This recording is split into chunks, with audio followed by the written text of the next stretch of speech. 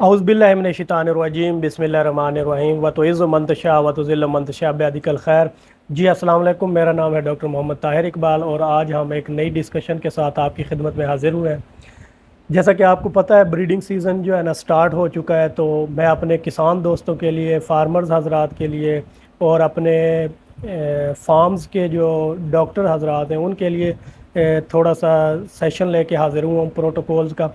तो डॉक्टर हजरात को तो इल्म है इन चीज़ों का, लेकिन फार्मर्स के लिए जो है ना ये उम्मीद है कि हमारा सेशन जो है ना ये हेल्पफुल होगा। तो कल हमने डिस्कस किया था डबल ओव सिंक प्रोटोकॉल। उसमें हमने डबल ओव सिंक प्रोटोकॉल्स के जो है ना एडवांटेजेस और डिसएडवांटेजेस और उसकी लेंथ के बारे में और कैसे उसको इस्तेमाल करना है और किन एनिमल्स के ऊपर इस्तेमाल करना है वो हमने डिस्कस की थी। तो आज हम जो फार्म पे इसके अलावा यूज़ हो रहे होते हैं उस प्रोटोकॉल्स, आज उसको हम डिस्कस करेंगे। ये ब्रीडिंग सीज़न के अंदर हम बहुत ज़्यादा इस्तेमाल करते हैं इस प्रोटोकॉल जिसको आज हम डिस्कस करने लगे हैं। इसको कहते हैं जी G6G प्रोटोकॉल। G6G प्रोटोकॉल्स भी जो है ना फार्म्स के ऊपर बहुत ज़्यादा यूज़ किए जाते हैं और हम भी कर रहे होते हैं। हम फार्म के ऊपर 2-3 प्रोटोकॉल यूज़ कर रहे होते हैं, तो जिनमें से एक ये भी है। तो आज हम इसको डिस्कस करेंगे कि G6G प्रोटोकॉल क्या है और इसको G6G प्रोटोकॉल क्यों कहते हैं। पहली बात तो ये G6G प्रोटोकॉल जैसा कि नाम से ही जाहिर है कि G6G यानी कि पहले दिन GnRH लगा देना है, फिर 6 दिन के गैप से दोबारा GnRH लगाना, तो इसलिए इसको G6G प्रोटोकॉल कहते हैं। लेकिन ये पूरा प्रोटोकॉल कैसे फॉलो करना है ये मैं आपको पेश नज़र करता चलूँ। तो हमने 0 डे के ऊपर जो है ना 0 डे के ऊपर PG लगाना है। बाकी सब प्रोटोकॉल्स हमने GnRH से शुरू किए थे, ओव सिंक, डबल ओव सिंक प्रोटोकॉल वो भी, लेकिन G6G प्रोटोकॉल्स में 0 डे के ऊपर आपने PG लगाना है। PG लगाने के बाद 2 दिन का गैप दे के आपने GnRH लगा देना है। आपका एनिमल PG लगने के बाद 2-3 दिन के अंदर हीट में आ सकता है।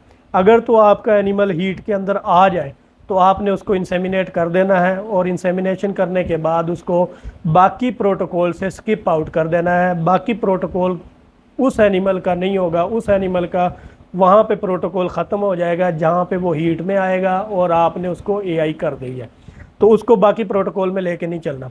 G6G प्रोटोकॉल में आपने पहले दिन 0 डे के ऊपर आपने PG लगाना है, दूसरे दिन के ऊपर आपने GnRH लगाना है, फिर 6 दिन के गैप के साथ दोबारा से GnRH लगाना है और फिर वही 7 दिन का गैप दे के आपने PG लगाना है, फिर 2 दिन का गैप दे के आपने GnRH लगाना है और GnRH लगाने के वही 16 से 18 घंटे के बाद आपने AI कर देनी है। ये यानी कि आप कह सकते हैं कि 17 दिन का जो है ना आपका है प्रोटोकॉल।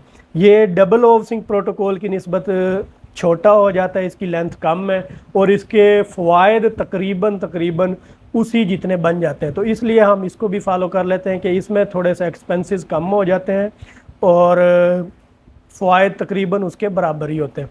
दोबारा से आपको बताता चलूँ कि G6G प्रोटोकॉल 0 डे के ऊपर आपने PG लगाना है, 2 दिन का गैप दे के यानी कि दूसरे दिन पे आपने GnRH लगाना है, 8वें दिन पे आपने फिर दोबारा GnRH लगाना है, 15वें दिन पे आपने PG लगाना है, 17वें दिन पे आपने GnRH लगाना है और GnRH लगाने के बाद 16 घंटे बाद यानी कि 18वें दिन पे आपकी AI बन जाएगी। तो फिक्स टाइम AI करें। इसका भी एडवांटेज यही है कि इसमें भी 2 PG इस्तेमाल हो रहे हैं, तो ये ल्यूटियल सिस्ट और फोलिकुलर सिस्ट दोनों को जो है ना काफ़ी हद तक कवर करता है और इसकी लेंथ भी जो है ना डबल ओव सिंक प्रोटोकॉल की निस्बत कदरे कम होती है। अगर इसकी लेंथ कम है तो एक तो एनिमल टाइमली मतलब आपके 10 एक दिन जो है ना शार्ट हो जाते हैं, एनिमल 10 दिन पहले AI में आ जाता है, उसकी AI हो जाती है।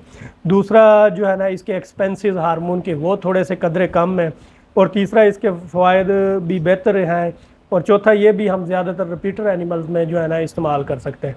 दूसरे एनिमल्स में भी आप इस्तेमाल कर सकते हैं, वो करें आप, लेकिन अगर आपको एक एनिमल 2-3 बार रिपीट कर गया है और आपने उसको ये प्रोटोकॉल नहीं लगाया तो कोशिश करें फिर ये प्रोटोकॉल लगाएं ताकि उसका कोई फोलिकुलर सिस्ट या ल्यूटियल सिस्ट का कोई इशू है तो वो टाइमली रिजॉल्व हो। तो वीडियो को लाइक शेयर ज़रूर कीजिएगा। आज के लिए इतना ही, दुआओं में याद रखिए। अस्सलाम वालेकुम।